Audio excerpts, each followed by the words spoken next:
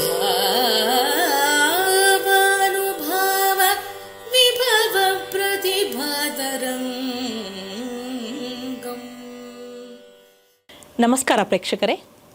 ನೂಪುರ ಭ್ರಮರಿಯು 20ನೇ ವರ್ಷದ ಉತ್ಸವವನ್ನು ಆಚರಿಸುತ್ತಿರುವಂತಹ ಈ ಸಂದರ್ಭದಲ್ಲಿ ಆಯೋಜಿಸಲಾಗುತ್ತಿರುವ ಭರತಾಂತರಂಗ ಎಂಬ ಸರಣಿಯ 2ನೇ ಭಾಗದ ಸಂವಾದ ಕಾರ್ಯಕ್ರಮಕ್ಕೆ ತಮಗೆಲ್ಲರಿಗೂ ಆತ್ಮೀಯ ಸ್ವಾಗತ.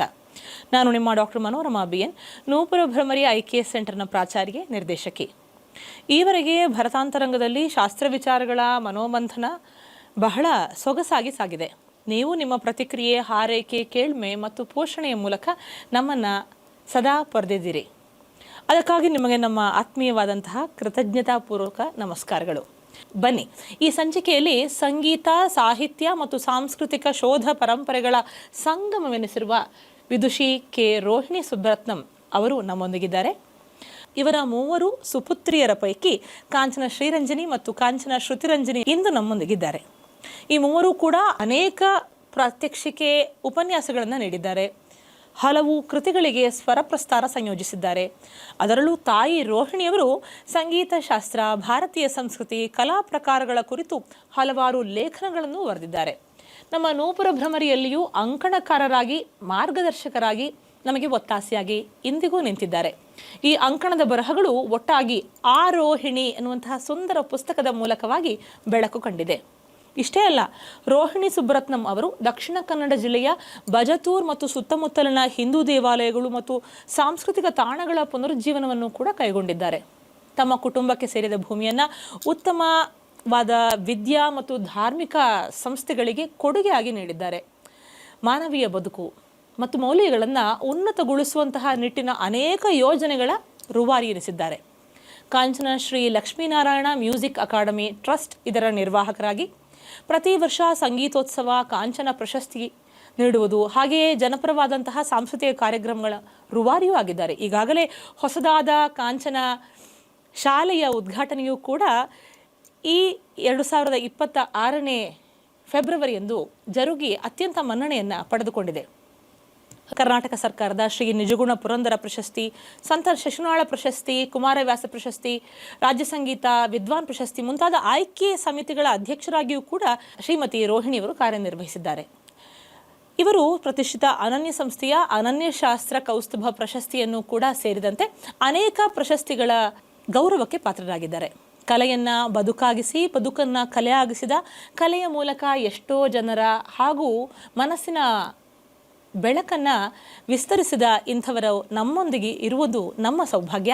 ಬನ್ನಿ, ಅವರ ಮಾತಿಗೆ ಕಿವಿಯಾಗೋಣ. ಹಾಗೆಯೇ ಕಾಂಚನ ಸಹೋದರಿಯರಿಗೂ ನಮ್ಮ ಆತ್ಮೀಯ ಸ್ವಾಗತ. ನಮಸ್ಕಾರ. ನಿಮಗೆಲ್ಲರಿಗೂ ಹಾರ್ದವಾದಂತಹ ಸ್ವಾಗತವನ್ನು ನಾನು ಕೋರ್ತಾ ಇದ್ದೇನೆ. ಈಗ ಸಂಗೀತದ ರಸ ಮೀಮಾಂಸೆ ಅನ್ನುವಂಥದ್ದು ಭರತನ ನಾಟ್ಯಶಾಸ್ತ್ರ ಸೂತ್ರದ ಪ್ರಕಾರವಾಗಿ ಯೋಚನೆ ಮಾಡೋಕ್ಕೆ ಹೊರಟ್ರೆ ವಿಭಾವಾನುಭಾವ ಸಂಚಾರಿ ಸಂಯೋಗಾತ್ ರಸ ನಿಷ್ಪತ್ತಿ, ಇದು ರಸಸೂತ್ರ. ಇದನ್ನು ಸಂಗೀತಕ್ಕೆ ಅನ್ವಯಿಸ್ಕೊಳ್ಳೋದಕ್ಕೆ ಆಗಲ್ಲ, ಈ ರಸಸೂತ್ರ ಹೊಂದೋದಿಲ್ಲ ಅಂತ ತುಂಬ ಜನರ ವಾದ ಇದೆ. ಸಂಗೀತಕ್ಕೆ ಬೇರೆದಾದಂತಹ ರಸ ವ್ಯುತ್ಪತ್ತಿಯನ್ನು ಹೇಳಬೇಕಾಗತ್ತೆ ಅಂತ. ಹಾಗಾದರೆ ನಾಟ್ಯಶಾಸ್ತ್ರ ಸೂಚಿಸುವಂತಹ ರಸಾನಂದದಿಂದ ಸಂಗೀತ ಕ್ಷೇತ್ರ ಹೊರಗಡೆ ಇದೆಯಾ ಅಂತ ಅಷ್ಟೊತ್ತಿಗೆ ಪ್ರಶ್ನೆ ಎದ್ದೇ ಹೇಳುತ್ತೆ. ರಸ ವಿಷಯವನ್ನು ಸಂಗೀತ ಕ್ಷೇತ್ರದಲ್ಲಿ ಹೇಗೆ ನೀವು ಅದನ್ನು ನಿರ್ವಚಿಸ್ಕೊಳ್ತೀರಿ, ಯಾವ ಥರದ ಪರಿಪಾಠ ಇದೆ ಅನ್ನೋದೆಲ್ಲವೂ ಶುರುವಾಗುತ್ತೆ. ಇದ್ರ ಬಗ್ಗೆ ನಿಮ್ಮ ಅಭಿಮತ ಏನು ಅಂತ ತಿಳಿಯೋದಕ್ಕೆ ಇಷ್ಟಪಡ್ತೇನೆ. ಮೊದಲನೇದಾಗಿ ಶ್ರಾಂಗ್ನದೇವ ಸಂಗೀತ ಅನ್ನೋದಕ್ಕೆ ಏನು ಕೊಟ್ಟಿದ್ದಾನೆ ಅವನ ಪರಿಭಾಷೆಯ ಅರ್ಥ? ಗೀತವಾದನ ನರ್ತನದ ಸಮುಚ್ಚಯಕ್ಕೆ ಅವನು ಸಂಗೀತ ಅಂತ ಹೇಳಿ. ಆದ ಕಾರಣ ಕಾಲದಿಂದ ಕಾಲಕ್ಕೆ ಅದು ವ್ಯತ್ಯಾಸ ಹಾಕ್ಕೊಂಡು ಬಂದ್ರೂ 3 ಸಹ ಒಂದಕ್ಕೊಂದು ಪೂರಕ. ಅವನು ಮೊದಲು ಅವನ ಗ್ರಂಥದಲ್ಲಿ ವಿವರಣೆ ಹೇಳ್ಬೇಕಾದ್ರೆ ಫಸ್ಟು ಗೀತದ್ದೇ ಹೇಳ್ತೀನಿ, ಯಾಕೆಂದರೆ ಮಾತು ಅನ್ನೋದು ಹುಟ್ಟೋದೇ ಗೀತದಿಂದ, ಮಾತಿಂದಲೇ ಸರ್ವ ಲೋಕದ ವ್ಯವಹಾರ ನಡೆಯೋದು ಅಂತ ಹೇಳ್ತಾನೆ. ಇಲ್ಲಿ ಈಗ ನೀವಿವಾಗ ಹೇಳಿದ್ರಿ, ಈಗಿನ ಸಂಗೀತಕ್ಕೆ ರಸ ನಿಷ್ಪತ್ತಿ ಹೇಗಾಗತ್ತೆ, ರಸದ ಪ್ರಯುಕ್ತಿ ಹೇಗಾಗತ್ತೆ, ಪ್ರಯೋಗ ಹೇಗಾಗತ್ತೆ ಅಂತ ಹಿಂಗೆ ಹೇಳ್ಬೇಕಾದ್ರೆ ಯಾವ ರೀತಿ ಸಂಗೀತ ಎಷ್ಟು ಬಗೆ ಇದೆ? ನಾವೀಗ ಶಾಸ್ತ್ರೀಯ ಸಂಗೀತ ಅಂತ ಕರೆಯೋದು ಇದು ಯಾವ ಶಾಸ್ತ್ರ ಗ್ರಂಥವೂ ಇದುವರೆಗೂ ಹೇಳಲಿಲ್ಲ. ನಾವೀಗ ಅದನ್ನು ಒಂದು ಹೊಸ ಪರಿಭಾಷೆಯನ್ನು ನಾವು ಸೃಷ್ಟಿ ಮಾಡ್ಕೊಂಡಿದ್ದೇವೆ ಅಷ್ಟೇ. ಜನಪದವೇ, ಸಿನಿಮಾ ಪದ್ಯವೇ, ಲಘು ಸಂಗೀತವೇ ಅಥವಾ ಸುಗಮ ಸಂಗೀತವೇ, ಹಿಂದೂಸ್ತಾನಿ ಅಂತ ನಾವೀಗ ಕರೆಯುವ ಸಂಗೀತವೇ, ಬುಡಕಟ್ಟಿನವರ ಸಂಗೀತವೇ, ಪಾಶ್ಚಿಮಾತ್ಯ ಸಂಗೀತವೇ, ಯಾವ ಸಂಗೀತಕ್ಕೆ ರಸ ಇದೆ ಅಥವಾ ಇಲ್ಲ ಅಂತ ನಾವು ಹೇಳೋಣ. ಈಗ ಸಾಕಷ್ಟು ಪ್ರವೃತ್ತಿ ಭೇದಗಳಿದೆ. ಹೌದು, ಸಾಕಷ್ಟು ಪ್ರವೃತ್ತಿ ಭೇದ ಇದೆ. ಅದಕ್ಕೆ ಆದ ಸಂಗೀತವನ್ನು ಇವತ್ತು ಒಂದು ಸಿನಿಮಾ ನೀವು ತೆಗಿತೀರಿ, ಬೇಡ, ನಾಟ್ಯವನ್ನೇ ನೀವು ಮಾಡಿ. ಸಂಗೀತ ಇಲ್ಲದೆ ಮಾಡ್ತಿರೋ? ಸಂಗೀತ ಅದಕ್ಕೆ ಪೂರಕವಾಗಿ ಇಲ್ಲದಿದ್ದರೆ ಅದಕ್ಕೆ ಹೊಂದತ್ತೋ? ಅದಕ್ಕೆ ಆದ ಕೊರತೆಗಳು ಪ್ರತಿಯೊಂದು ವಿದ್ಯೆಗೂ ಪ್ರತಿಯೊಂದು ಕಲೆಗೂ ಇದ್ದೇ ಇದೆ ಅಲ್ವಾ. ಲಿಮಿಟೇಷನ್ನು ಅದಕ್ಕೆ ಇದ್ದೇ ಇದೆ ಅಲ್ವಾ. ನಾಟ್ಯವನ್ನು ಸಂಗೀತ ಇಲ್ಲದೆ ನಾಟ್ಯವನ್ನು ಮಾಡೋದು ಹೇಗೆ? ಅದು ಡ್ರಿಲ್ ಆಗೋದಿಲ್ವಾ?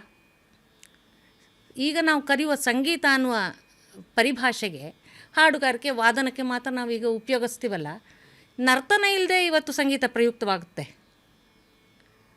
ಆದರೆ ನರ್ತನಕ್ಕೆ ಸಂಗೀತ ಬೇಡವಾ? ಅದರ ರಸೋತ್ಪತ್ತಿಗೆ ಸಂಗೀತ ಬೇಕೇ ಬೇಕಲ್ವ. ಹಾಗಾದ್ರೆ ಪ್ರಸ್ತುತಿ ಇಲ್ಲ ಅಂದರೆ ಏನು ಅರ್ಥ ಆಯ್ತು ಅಲ್ಲಿಗೆ? ಆದರೆ ಅದು ಹೇಗಿದೆ, ಅದು ಯಾವ ಮಟ್ಟ ಅಂತ.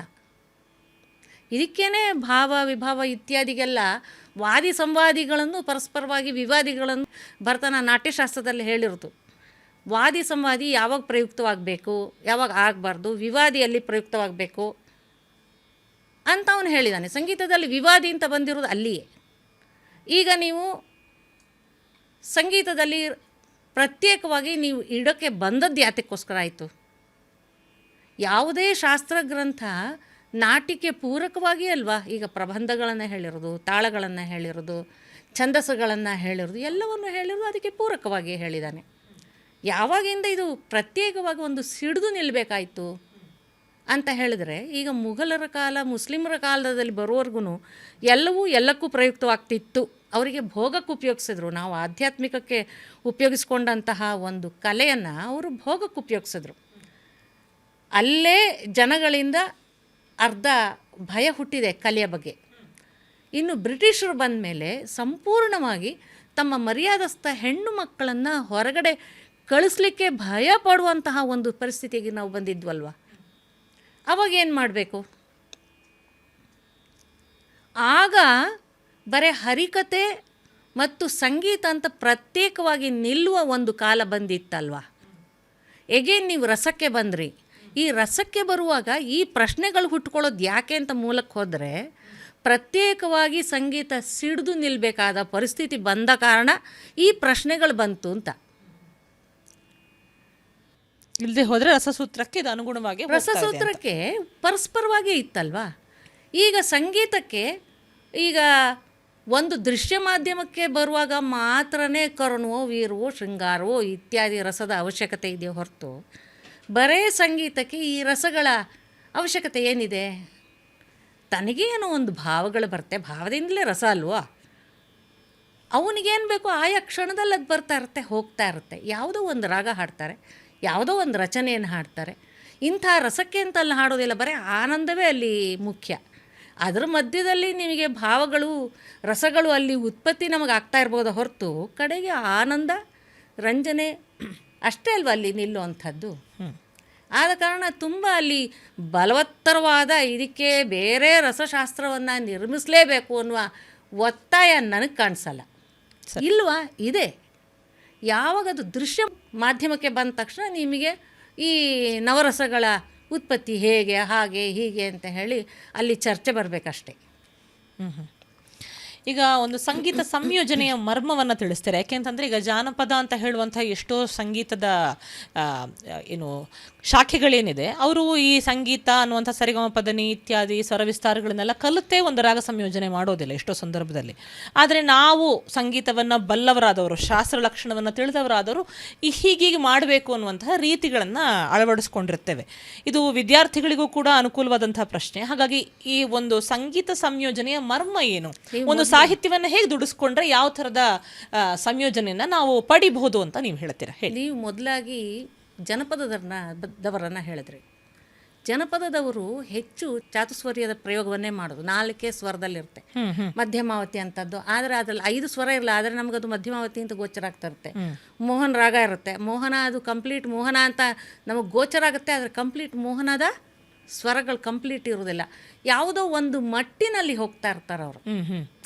ಆ ಮಟ್ಟು ಹೆಂಗಿರುತ್ತೆ ಅಂತಂದರೆ ಹೋಲ್ ಅವರ ಎಲ್ಲ ಕಾವ್ಯಕ್ಕೂ ಅದರ ಆ ಸಾಹಿತ್ಯ ಏನು ಹೇಳುತ್ತೆ ಅವ್ರದ್ದು ಎಲ್ಲಕ್ಕೂ ಅದು ಮ್ಯಾಚ್ ಆಗ್ತಾನೆ ಇರುತ್ತೆ ಅನ್ನೋದು ನೀವು ಗಮನಿಸಿ ನೋಡಿ ಬೇಕಾದ್ರೆ. ಹೌದು, ಯಕ್ಷಗಾನದಲ್ಲೂ ಅದೇ ಮಾಡ್ತಾರೆ. ಈಗ ವೀರರಸ ಬಂದ ತಕ್ಷಣ ತಾರ ಸ್ವರದಲ್ಲಿ ಅದೇ ಅವ್ರು ಹೇಳ್ತಾ ಇದ್ರೆ ವೀರದ್ದು ಧೈರ್ಯದ್ದು ಇತ್ಯಾದಿ ಅಲ್ಲಿ ಬಂದೇ ಬಿಡುತ್ತೆ. ಆ ಧ್ವನಿಯ ಕಾಕುಗಳಲ್ಲಿ ಆ ಸಣ್ಣ ಪುಟ್ಟ ಗಮಕದ ಪ್ರಯೋಗದಲ್ಲಿ ಆ ಭಾವ ಬಂದ್ಬಿಡುತ್ತೆ. ರಾಗದ ಪ್ರಯುಕ್ತಿಯಲ್ಲಿ ಇಂಪಾರ್ಟೆನ್ಸ್ ಇಲ್ಲ ಅಂತಿಲ್ಲ, ಅದಕ್ಕೆ ಆದ ರಾಗಗಳಿಗೆ ಅದಕ್ಕೆ ಗೌರವ ಇದ್ದೇ ಇದೆ, ಅದಕ್ಕೆ ಆದ ಸ್ಥಾನಗಳಿದೆ. ಆದರೆ ಅತ್ಯಲ್ಪ ರಾಗಗಳಲ್ಲಿ ಆ ಭಾವಗಳನ್ನು ಆ ರಸಗಳನ್ನು ಮೂಡಿಸೋದ್ರಲ್ಲಿ ಅವರು ತುಂಬ ಯಶಸ್ವಿಯಾಗಿದ್ದಾರೆ. ನೀವು ಜನಪದ ಯಾವುದೇ ಒಂದು ಪದ್ಯ ನೀವು ಹಾಡು ನೋಡಿ, ಈ ತ್ರಿಪದಿಗಳನ್ನು ಹಾಡು ನೋಡಿ, ಎಲ್ಲ ಸಾಹಿತ್ಯಕ್ಕೂ ಅದು ರಾಗ ಮ್ಯಾಚ್ ಆಗುತ್ತೆ ಅಂತ. ಹೌದು ಹೌದು, ಅದೇ ಗುಟ್ಟಲ್ಲಿರೋದು. ನೀವು ಶಾಸ್ತ್ರೀಯ ಅಂತ ಬಂದು ತಗೊಂಡ ತಕ್ಷಣ ತುಂಬಾ ರಸಪ್ರಯುಕ್ತಿ ಅದಕ್ಕೆ ಮಾಡಕ್ ನೋಡಿದ ತಕ್ಷಣ ಅಭಿನಯಾದಿಗಳನ್ನ ಅದಕ್ಕೆ ಪ್ರಯೋಗ ಮಾಡಕ್ ಶುರು ಆದ ತಕ್ಷಣ ಅದು ಎಷ್ಟು ಕುಸರಿ ಕೆಲಸ ಆರಂಭ ಆಗುತ್ತೋ ರಾಗದ ಕುಸರಿ ಕೆಲಸವೂ ಅಷ್ಟೇ ಆರಂಭ ಆಗಬೇಕಾಗತ್ತೆ. ಆ ಕಲೆ ಹೇಗಿರುತ್ತೆ, ಈ ಕಲೆ ಅದಕ್ಕೆ ಪೂರಕವಾಗಿ ಹೋಗಬೇಕಾಗತ್ತೆ.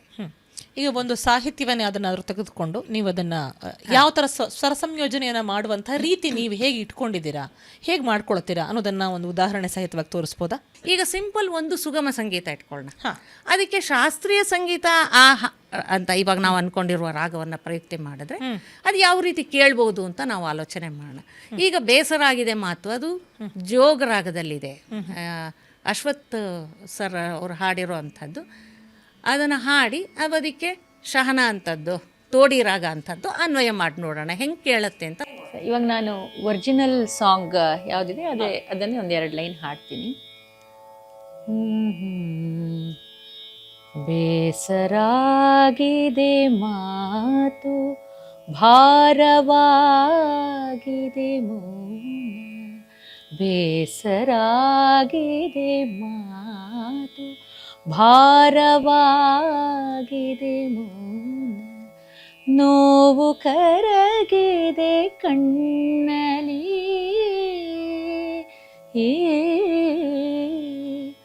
ನೋವು ಕರಗಿದೆ ಕಣ್ಣಲಿ. ಇವಾಗ ಶಹನದಲ್ಲಿ ಒಂದು ಟ್ರಯಲ್ ಮಾಡೋದು, ಪ್ರಯೋಗ ಮಾಡೋದು ಅಂತಂದರೆ ಶಹನ ತರಿ, ಇದನ್ನು ನಾವು ಕರುಣಾರಸಕ್ಕೆ ಅಥವಾ ಸ್ಯಾಡ್ ಮೂಡ್ಗೆ ಯೂಸ್ ಮಾಡ್ಕೊಳ್ಳುವಂಥದ್ದು. ಬೇಸರಾಗಿದೆ ಮಾತು ಭಾರವಾಗಿದೆ ಮೌನ, ನೋವು ಕರಗಿದೆ ಕಣ್ಣಲಿ. ಇಲ್ಲಿ ಫೀಲಿಂಗ್ ಇದೆ, ಅದೇ ಕರುಣರಸ ಬರುತ್ತೆ. ಆ ಕರುಣರಸದ ರೀತಿಯಲ್ಲಿ ಎಷ್ಟು ವ್ಯತ್ಯಾಸ ಇದೆ ನೋಡಿ. ಧ್ವನಿ ಅಂತ ಅದನ್ನೇ ಅಲ್ವಾ ಹೇಳೋದು.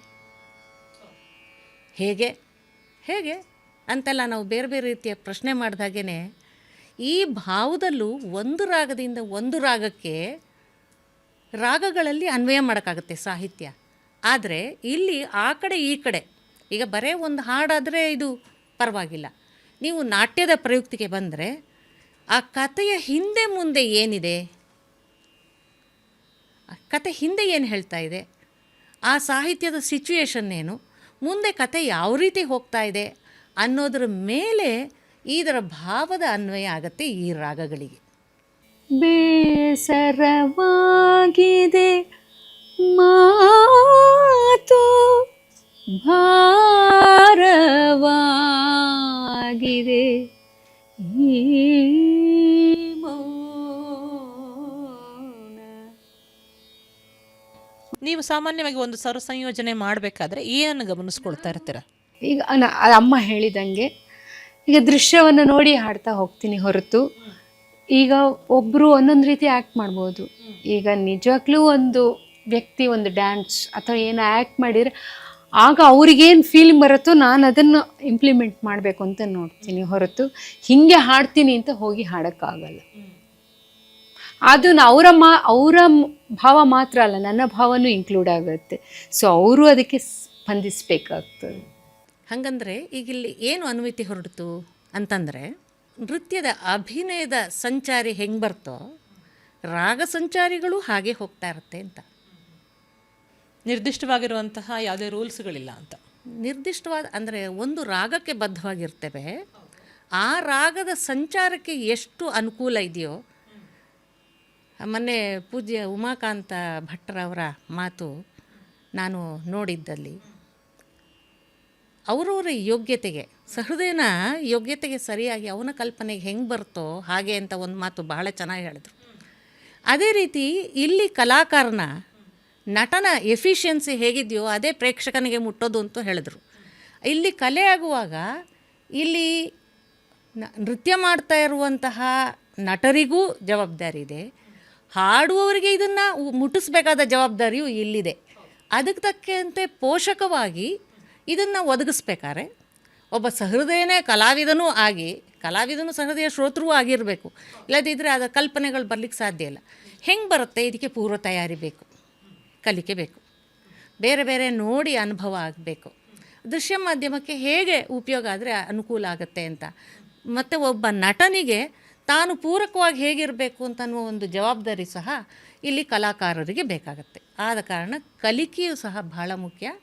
ಅನ್ವಯ ಬೇಕು, ನಮಗೆ ರಸಾಸ್ವಾದ, ಹಾಡುವವರಿಗೆ ಸಹ ಆ ರಸಾಸ್ವಾದ ಬೇಕು. ಅದನ್ನು ಆಕೆ ಹೇಳಿದ್ದು. ಆದ ಕಾರಣ ನನಗೆ ರಸಾಸ್ವಾದ ಇದ್ರೆ ಮಾತ್ರ ನಾನು ನೋಡ್ಕೊಂಡು ಅದನ್ನು ಹಾಡೋಕ್ಕಾಗ. ಹಾಗಾದರೆ ಸಾಹಿತ್ಯವನ್ನು ಗಮನಿಸ್ಕೊಂಡ ಹಾಗೇನೆ ನಿಮ್ಮ ಇಡೀ ಸಂಯೋಜನೆ ಅನ್ನುವುದು ಬೇಸಾಗಿರುತ್ತೆ ಅಂತಾಯ್ತು. ಬೇಸಾಗಿರುತ್ತೆ. ಸಾಹಿತ್ಯದ ಭಾವ ಹೇಗಿದೆಯೋ ಹಾಗೆ ಅದನ್ನು ಅನ್ವಯ ಮಾಡ್ಕೊಂಡು ಹೋಗುವ. ಇಲ್ಲಿ ಕೆಲವು ಉಪಾಯಗಳನ್ನು ಮಾಡಬಹುದು. ಏನು? ಒಂದು ಭಾವ ನೆಲೆ ನಿಂತಾಗ ಷಡ್ಜ ಮತ್ತು ಪಂಚಮಗಳನ್ನು ಹಾಡಬೇಕು. ನಾನು ಉಪಾಯ ಕಂಡು ಹಿಡ್ಕೊಂಡಿರೋದು. ಯಾಕೆಂದರೆ ಷಡ್ಜ ಪಂಚಮಗಳು ಆಧಾರ ಸ್ವರಗಳದು. ಆದ ಕಾರಣ ಒಂದು ನೆಲೆ ಇದೆ, ಅವಕ್ಕೆ ಒಂದು ನೆಲೆ ಇದೆ. ಒಂದು ಸ್ಥಾಯಿಯಾಗಿ ಒಂದು ಭಾವ ನಿಲ್ಲಬೇಕಾದ್ರೆ ಷಡ್ಜ ಪಂಚಮಗಳನ್ನು ಅವ್ರು ಆದಷ್ಟು ಅಲ್ಲಿ ಉಪಯೋಗ ಮಾಡ್ತಾ ಇರಬೇಕು, ಅಲ್ಲಿ ನೆಲೆ ನಿಲ್ತಾ ಇರಬೇಕು. ಎಲ್ಲಿ ಇಲ್ಲ, ಭಾವ ನೆಲೆಗೊಂಡಿಲ್ಲ ಅಂತಂದರೆ ಷಡ್ಜ ಪಂಚಮ ಆದಷ್ಟು ಅದನ್ನು ಅವಾಯ್ಡ್ ಮಾಡಿ ಅದನ್ನು ಹಾಡಬೇಕು. ಈಗ ಒಂದು ಶ್ರುತಿಯ ವ್ಯತ್ಯಾಸದ ವಿವಾದಿ ಸ್ವರ ಬರುತ್ತೆ. ವಿವಾದಿ ಸ್ವರಗಳು ರೀ ಗ, ಶುದ್ಧ ರಿಷಭ, ಶುದ್ಧ ಗಾಂಧಾರ, ಶುದ್ಧ ರಿಷಭ, ಶುದ್ಧ ದೈವತ ಮತ್ತು ಶುದ್ಧ ನಿಷಾದ. ಈಗ ಇದನ್ನು ಈಗ ವಿವಾದಿ ಸ್ವರ ಅಂತ ಇಟ್ಕೊಂಡು, ಯಾಕಂದರೆ ಒಂದೇ ಶ್ರುತಿಯ ವ್ಯತ್ಯಾಸದಲ್ಲಿ ಅದು ಬರುತ್ತೆ. ಆದ ಕಾರಣ ಅದನ್ನು ವಿವಾದಿ ಅಂತ ಹೇಳಿ ಇಟ್ಕೊಂಡ್ರೆ, ಅದನ್ನು ನೀವು ತಾರಷಡ್ಜದಲ್ಲಿ ಹಾಡಿದ್ರೆ ಅದು ನಿಮಗೆ ವೀರರಸಕ್ಕೆ ಒದಗತ್ತೆ. ಅದನ್ನೇ ತಗ್ಗಿನಲ್ಲಿ ಹಾಡಿದ್ರೆ ನಿಮಗೆ ಭೀಭತ್ಸಕ್ಕೆ ಒದಗತ್ತದು. ಸುಮ್ಮನೆ ಸ್ವರವನ್ನೇ ಹಾಡಿ, ಸಾಹಿತ್ಯದ ಅವಶ್ಯಕತೆ ಬೇಡ.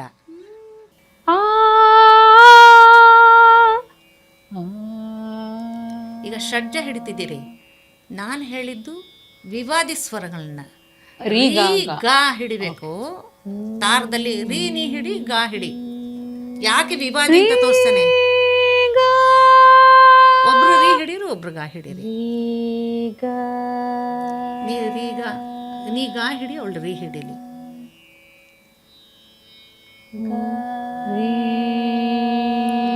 ಹೊಂದತಿ ಅಂತ ನೋಡಿ, ಇದು ಒಂದು ಬೇರೆಯ ರಸದ ಉತ್ಪತ್ತಿ ಅನ್ನೋದು ಮಾಡ್ತಾ ಇದೆ. ನಮ್ಮ ಮನಸ್ಸಲ್ಲಿ ಬೇರೆ ಭಾವನೆಗಳನ್ನು ಅದು ಸೃಷ್ಟಿ ಮಾಡ್ತಾ ಇದೆ, ಕೋಲಾಹಲವನ್ನು ನಿರ್ಮಿಸಿದೆ.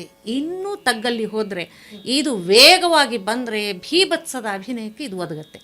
ಇದೇ ತಾರದಲ್ಲಿ ಹಾಡಿ, ಗಟ್ಟಿಯಲ್ಲಿ ಹಾಡಬೇಕಷ್ಟೆ. ಹಾಗಾದರೆ ಸಾಹಿತ್ಯದ ಒಂದು ಅವಲಂಬನೆ ಇಲ್ಲದೆಯೂ ಕೂಡ ಸ್ವರದ ಮೂಲಕವಾಗಿ ನೀವು ರಸದ ಒಂದು ಪರಿಣಾಮವನ್ನು ಕೊಡಬಹುದು ಅನ್ನೋದನ್ನ ಸ್ಪಷ್ಟವಾಗಿ ಹೇಳ್ತಾ ಕೊಡಬಹುದು. ಸಿನಿಮಾದವರು ಮಾಡ್ತಾ ಇದ್ದಾರೆ ಇದನ್ನ.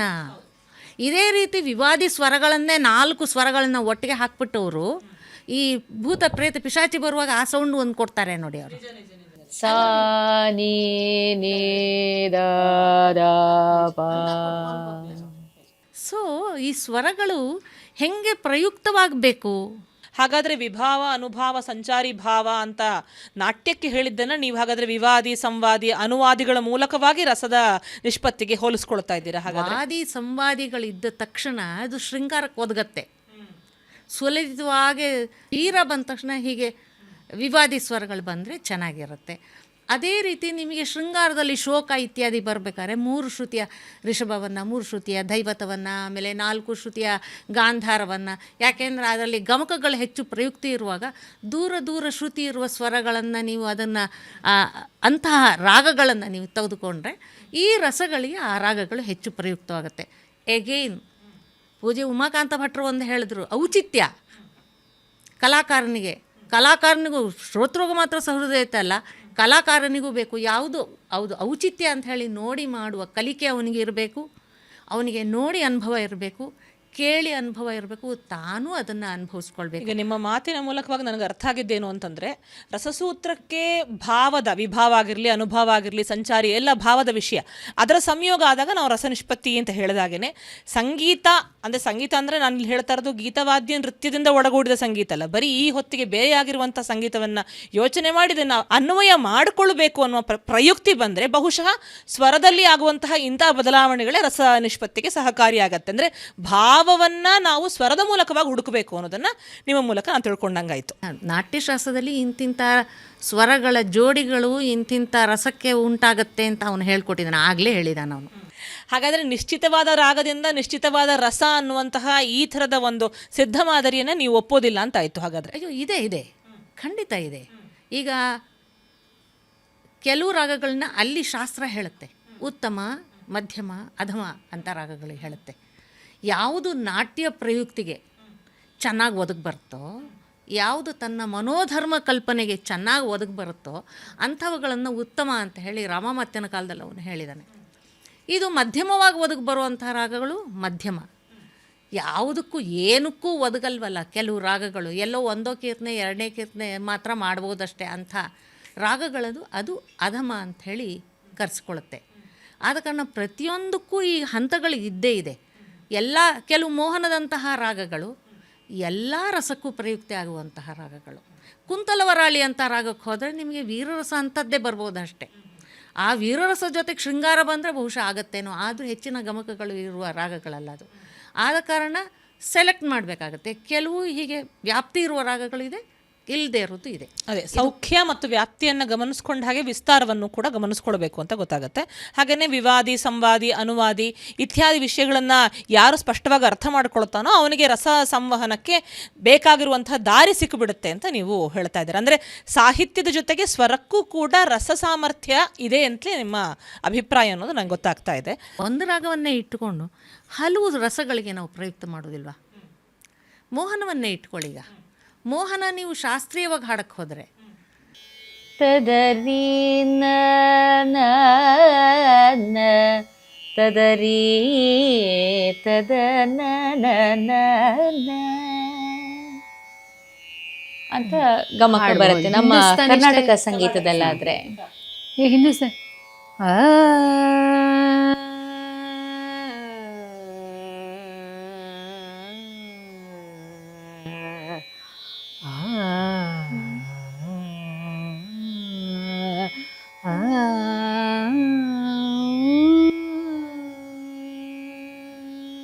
ಅವರ ಗಮಕ ಶೈಲಿ ಬರತ್ತೆ, ನಮ್ಮಲ್ಲಿ ಅಂತ.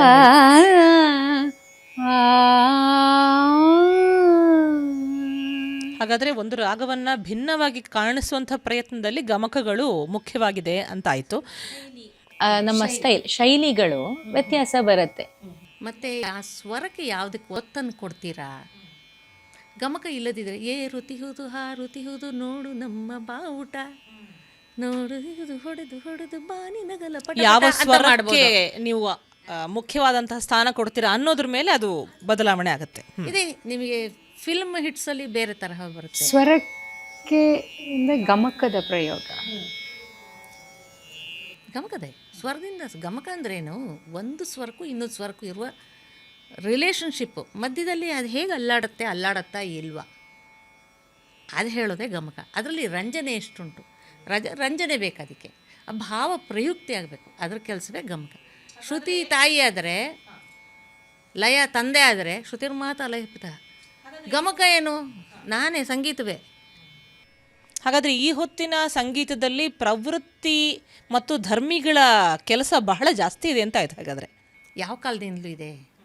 ಧ್ರುವಗಳಿಗೆ ಇಂಥದ್ದೇ ಛಂದಸ್ಸಿರಬೇಕು, ಇಂತಿಂಥ ಪಾತ್ರಕ್ಕೆ ಇಂತಿಂಥ ಛಂದಸ್ಸಿರಬೇಕು, ವೇಗವಾಗಿ ನಡೆಯುವ ಲಯಕ್ಕೆ ಬರುವ ಛಂದಸ್ಸುಗಳೆಲ್ಲ ಬರೇ ಲಘುವಕ್ಷರಗಳಿರಬೇಕು, ನಿಧಾನವಾಗಿ ಭಾವಪ್ರಧಾನವಾಗಿ ತೂಕ ಇರುವ ಭಾವಗಳು ಅಂತ ತುಂಬ ಗಾಢವಾದ ಭಾವಗಳು ಬರೋ ಟೈಮಲ್ಲಿ ಗುರು ಅಕ್ಷರಗಳೇ ಇರಬೇಕು ಅಂತೆಲ್ಲ ನಾಟ್ಯಶಾಸ್ತ್ರದಲ್ಲಿ ಬರೀವಿ. ಇಂದಿಗೂ ಪ್ರಯುಕ್ತ ಅದು. ಸ್ವರವೂ ಹಾಗೆ ನಿಮಗೆ ವೇಗವಾಗಿ ನಡಿಬೇಕು, ವೀರರಸ ಬರಬೇಕು ಅಂದರೆ ಸ್ವರಗಳು ಬೇಗ ಸರಿತಾ ಇರಬೇಕು, ತಾರ ಸ್ಥಾಯಿಯಲ್ಲಿ ಇರಬೇಕು. ತುಂಬ ಶೋಕದ ಅಥವಾ ಇದರ ಭಾವ ಬರಬೇಕಾದ್ರೆ ಸ್ವರಗಳು ತುಂಬ ಗಾಢವಾದ ಜಾರು ಗಮಕಗಳನ್ನು, ಉಯ್ಯಾಲೆ ಆಗಿ ಆಡುವಂತಹ ಗಮಕಗಳನ್ನು ಅದು ಇಟ್ಕೊಳ್ಬೇಕಾಗತ್ತೆ. ಸಂಗೀತ ಅಂದರೆ ಈಗ ನೀವು ರಾಗದಕ್ಕೆ ಮಾತ್ರ ಹೇಳ್ತಾ ಇದ್ದೀರಿ, ಅನ್ವಯ ಮಾಡ್ತಾ ಇದ್ದೀರಿ. ತಾಳಕ್ಕೆ ಬಂದರೆ ಮತಂಗ ಮುನಿ ಒಂದು ಹೇಳ್ತಾನೆ, ಅಲ್ಲಿ ನಿಧಾನವಾಗಿ ಒಂದು ಹಾಡು ಪ್ರಯುಕ್ತವಾಗ್ತಾ ಇದ್ದರೆ ಲಯ ವೇಗದಲ್ಲಿ ಇರಬೇಕು ಅಂತ, ಲಯ ದ್ರುತಗತಿಯಲ್ಲಿ ಇರಬೇಕು ಅಂತ ಹೇಳ್ತಾನೆ. ಇವತ್ತು ತುಂಬ ನಿಧಾನವಾಗಿ ಹಾಡಿದ್ರೆ ಆ ಮೃದಂಗ ಅಲ್ಲಿಗೆ ಸರಿ, ಈಗ ನಿಧಾನವಾಗಿ ಒಂದು ಕೀರ್ತನೆ ಇವ್ರು ಹಾಡಿದ್ರು ಅಂತ ಇಟ್ಕೊಳ್ಳಿ, ನಿಧಾನವಾಗೇ ಹಾಡಬೇಕಾದ ರಾಗ ಇದು ಯಾವುದು ದ್ವಿಜಾವಂತಿದ್ದು ಅಖಿಲಾಂಡೇಶ್ವರಿ ಅಂತ ಇಟ್ಕೊಳ್ಳಿ, ಅವರು ನಿಧಾನವಾಗಿ ಪ್ರಯುಕ್ತ ಮಾಡಿದ್ರೆ ಈ ಅದೇ ನಿಧಾನದಲ್ಲಿ ಲಯವಾದ್ಯವನ್ನು ನುಡಿಸಿದ್ರೆ ನಮಗೆ ಕೇಳಕಾಲ ಎಲ್ಲೋ ಅಲ್ಲೊಂದು ಇದ್ದು ಸಾಮ್ಯ ಏರ್ಪಡೋದಿಲ್ಲ. ಏರ್ಪಡಬೇಕಾದ್ರೆ ಇವನು ಧೃತದ ಗತಿಯಲ್ಲೇ ಇರಬೇಕಷ್ಟೆ. ಅದನ್ನು ನಾಟ್ಯಶಾಸ್ತ್ರದಲ್ಲಿ ಅವನು ಅವತ್ತು ಗಮನಿಸಿ ಹೇಳಿದಾನಲ್ವ, 2300 ವರ್ಷ 2500 ವರ್ಷದ ಹಿಂದೆ ಒಂದು ವಾದ್ಯ ಹೇಗೆ ಹೋಗಬೇಕು, ಚಿತ್ರ ದಕ್ಷಿಣ ವೃತ್ತಿ ಮಾರ್ಗಗಳನ್ನ ವೃತ್ತಿಗಳು ಸೂಚಿಸ್ತಾ ಅನ್ನೋದನ್ನ ಹೇಳ್ತಾನೆ, ಲಯವನ್ನ ಹೇಳ್ತಾನೆ. 2 ಅಕ್ಷರ 4 ಅಕ್ಷರ 8 ಅಕ್ಷರ ಅಂತ ಹೋಗುತ್ತೆ. ಈ ನಾಟ್ಯಶಾಸ್ತ್ರವನ್ನ ಕೇವಲ ನಾಟ್ಯ ವಸ್ತುವಿಗೆ ಸಂಬಂಧಪಟ್ಟಾಗಿರುವಂತಹ ಶಾಸ್ತ್ರ ಗ್ರಂಥ, ಅದೇ ನಮ್ಮ ಸಂಗೀತಕ್ಕೆ ಇದು ಹೆಚ್ಚು ಅನ್ವಯ ಆಗುವುದಿಲ್ಲ ಅನ್ನುವ ಥರದ ಮಾತುಗಳು ಈ ಹೊತ್ತಿನ ಎಷ್ಟೋ ಸಂಗೀತಗಾರರಲ್ಲಿ ನಾವು ಇದನ್ನು ಗುರುತಿಸ್ತೇವೆ. ಅದು ಅವರಿವರು ಅಂತಲ್ಲ, ಅದು ಕಾಲಾಂತರದಲ್ಲಿ ಬಹುಶಃ ನಮ್ಮಲ್ಲಿ ಅಧ್ಯಯನದ ಕೊರತೆಯೂ ಕೂಡ ಕಾರಣವಾಗಿದ್ದಿರ್ಬೋದು. ಈಗ ಈ ಹೊತ್ತಿನ ನಿಮ್ಮ ಮಾತುಕತೆಯಿಂದ ನಮಗೇನು ತಿಳಿದು ಬರ್ತಾ ಇದೆ ಅಂತಂದರೆ, ನಾಟ್ಯಶಾಸ್ತ್ರದ ಜಾತಿ ಅಂದರೆ ಆಗಿನ ಕಾಲದ ಒಂದು ರಾಗದ ಕಾನ್ಸೆಪ್ಟು ಈ ಹೊತ್ತಿಗೆ ಅನ್ವಯ ಆಗದೇ ಹೋದರೂ ಕೂಡ ನಾಟ್ಯಶಾಸ್ತ್ರ ತತ್ವ ಸಂಗ್ರಹ ಪ್ರಮೇಯಗಳಾದಂತಹ ರಸ, ಭಾವ, ಅಭಿನಯ, ಧರ್ಮಿ, ವೃತ್ತಿ, ಪ್ರವೃತ್ತಿ, ಸಿದ್ಧಿ, ಸ್ವರ, ಆತೋದ್ಯ, ಗಾನ, ರಂಗ, ಇದರ ಮೂಲಾಂಶಗಳು, ಮೂಲ ತತ್ವಗಳು ಈ ಹೊತ್ತಿಗೂ ಕೂಡ ನಮ್ಮ ಎಲ್ಲ ರೀತಿಯ ಗಾಯನ ಕ್ಷೇತ್ರದಲ್ಲಿ ಮುಖ್ಯವಾಗಿ ವ್ಯವಸಾಯಕ್ಕೆ ಈ ಹೊತ್ತಿಗೂ ಅದು ಅಳವಡ್ತಾನೆ ಬಂದಿದೆ ಅಂತ. ಪ್ರವೃತ್ತಿಯನ್ನು ಶೈಲಿಯಲ್ಲಿ ಗುರುತಿಸಬಹುದು, ಈ ಥರದ ರಾಗದ ಬದಲಾವಣೆಗಳಲ್ಲಿ ಗುರುತಿಸಬಹುದು, ಒಂದು ಸ್ವರವನ್ನು ದುಡಿಸಿಕೊಳ್ಳುವಂಥ ರೀತಿಯಲ್ಲಿ ನಾವು ವೃತ್ತಿಗಳನ್ನು ಗಮನಿಸಬಹುದು. ಮುಖ್ಯವಾಗಿ ಸ್ವರ ಇದ್ದೇ ಇದೆ, ಆತೋದ್ಯ ಇದ್ದೇ ಇದೆ, ಗಾನವೂ ಕೂಡ ಧ್ರುವಗಾನಗಳ ಮೂಲಕವಾಗಿ ಪ್ರಯುಕ್ತಿ ಆಗ್ತಾನೇ ಇದೆ. ರಸ ಅನ್ನುವಂಥದ್ದು ನೀವೇ ಹೇಳಿದ್ರಿ, ಯಾವ ಥರದಲ್ಲಿ ಅದು ನಾಟ್ಯಶಾಸ್ತ್ರಕ್ಕೆ ಮತ್ತೊಮ್ಮೆ ಒಪ್ಪಿತವಾಗಿ ಈ ಹೊತ್ತಿಗೂ ಇದೆ ಅನ್ನೋದನ್ನು, ಮತ್ತು ಅದನ್ನು ಹೇಗೆ ಆ ವಿಭಾವಾನುಭಾವ ಸಂಚಾರಿಯನ್ನು ನಾವು ಸಂಗೀತ ಅನ್ನುವಂಥ ಪ್ರತ್ಯೇಕ ಕ್ಷೇತ್ರವಾಗಿ ಕಾಣೋದಾದ್ರೆ ಹೇಗೆ ಗುರುತಿಸ್ಕೊಳ್ಬೋದು, ವಿವಾದಿ, ಸಂವಾದಿ, ಅನುವಾದಿ ಇತ್ಯಾದಿ ವಿಷಯಗಳನ್ನು ಅನ್ನೋದನ್ನು ಕೂಡ ನೀವು ತಿಳಿಸ್ಕೊಟ್ರಿ. ಈ ಕಾರ್ಯಕ್ರಮವನ್ನು ಮುಕ್ತಾಯ ಮಾಡ್ತಾ ಇದ್ದೇವೆ. ಅಮ್ಮ, ನಿಮ್ಮ ಆಶೀರ್ವಾದ ನಮ್ಮೊಂದಿಗೆ ಇರಲಿ. ಹಾಗೆ ಕಾಂಚನದ 2 ಮುತ್ತಿನ ಮಣಿಗಳು ಶ್ರೀರಂಜನಿಯವರು ಹಾಗೆ ಶ್ರುತಿರಂಜನಿಯವರು, ಅವರು ಕೂಡ ಈ ಕಾರ್ಯಕ್ರಮದಲ್ಲಿದ್ದು ಪ್ರಾಯೋಗಿಕವಾದಂಥ ಎಲ್ಲ ನೆಲೆಗಟ್ಟನ್ನು ಕೂಡ ಈ ಕಾರ್ಯಕ್ರಮಕ್ಕೆ ಕೊಟ್ಟಿದ್ದಾರೆ. ರೋಹಿಣಿ ಅಮ್ಮನವರ ಆಶೀರ್ವಾದವನ್ನು ಪಡೆದುಕೊಳ್ತಾ ಈ ಕಾರ್ಯಕ್ರಮವನ್ನು ಮುಕ್ತಾಯ ಮಾಡ್ತಾ ಇದ್ದೇವೆ. ನಮಸ್ಕಾರ. ವೀಕ್ಷಕರೇ, ಕೇಳಿದ್ರಲ್ಲ, ನಿಮಗಿಷ್ಟವಾಯ್ತಾ? ಹಾಗಿದ್ರೆ ತಡ ಯಾಕೆ, ಈ ಕಾರ್ಯಕ್ರಮವನ್ನು ಆಸಕ್ತರಿಗೆ ಹಂಚಿ ನಿಮ್ಮ ಪ್ರತಿಕ್ರಿಯೆಗಳನ್ನು ನಮ್ಮ ಜಾಲತಾಣದಲ್ಲಿ ದಾಖಲಿಸಿ. ಅಷ್ಟೇ ಅಲ್ಲ, ನಾಟ್ಯಶಾಸ್ತ್ರದ ಸಹಿತ ಕಲೆಯ ಇನ್ನೂ ಹಲವು ಆಯಾಮಗಳನ್ನು ಗಮನಿಸಿ ಮಾರ್ಗದರ್ಶಿಸಿ ಅದರ ವಿಸ್ತಾರವನ್ನು ಚರ್ಚಿಸುವ ವಿಷಯನಿಷ್ಠವಾದ ಕೋರ್ಸ್ಗಳು ನಮ್ಮಲ್ಲಿವೆ. ಹಾಗೆಯೇ ಅಧ್ಯಯನಬದ್ಧವಾದಂತಹ ಪುಸ್ತಕಗಳು ಕೂಡ ಇವೆ, ಅವುಗಳನ್ನು ಖರೀದಿಸಿ ಓದಿ. ಹಾಗೆಯೇ ನಿಮ್ಮ ಧನ ಸಹಕಾರದ ಬೆಂಬಲವೂ ನಮಗೆ ಬೇಕು. ಇದರಿಂದ ಸಂಸ್ಥೆಯ ಇಂತಹ ಅನೇಕ ಕೆಲಸಗಳಿಗೆ ಹೆಚ್ಚಿನ ಬಲ ಸಿಗುತ್ತದೆ. ಹಾಗಾಗಿ ನಿಮ್ಮ ಪ್ರಾಯೋಜಕತ್ವಕ್ಕೆ, ಧನ ಸಹಕಾರಕ್ಕೆ ನಾವು ನಿಮ್ಮನ್ನು ಪ್ರಾರ್ಥಿಸ್ತಾ ಇದ್ದೇವೆ. ಹೆಚ್ಚಿನ ವಿವರಗಳಿಗೆ www.noopurabhramari.com ಸಹಿತ ನಮ್ಮ ಸಾಮಾಜಿಕ ಜಾಲತಾಣದಲ್ಲಿರುವ ಗುಂಪು ಪುಟ ಖಾತೆಗಳನ್ನು ಗಮನಿಸಬಹುದು. ನಿಮ್ಮ ಪ್ರೀತಿಪೂರ್ವಕ ಹಾರೈಕೆ ನಮ್ಮೊಂದಿಗೆ ಇರುತ್ತದೆ ಎನ್ನುವಂತಹ ಆಶಯ ಮತ್ತು ಅಪೇಕ್ಷೆ ನಮ್ಮದು. ಸಂಚಿಕೆಯನ್ನು ಮುಕ್ತಾಯ ಮಾಡೋಣವೇ? ಮುಂದಿನ ಸಂಚಿಕೆಯಲ್ಲಿ ಮತ್ತೊಬ್ಬ ಕಲಾವಿದರು. ಬನ್ನಿ. ನಮಸ್ಕಾರ.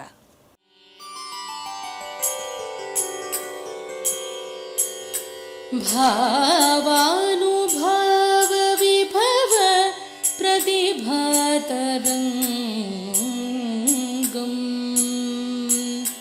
ಸಂಚಾರಿ ಭಾವವನನ ಪ್ರತಿರೋಧ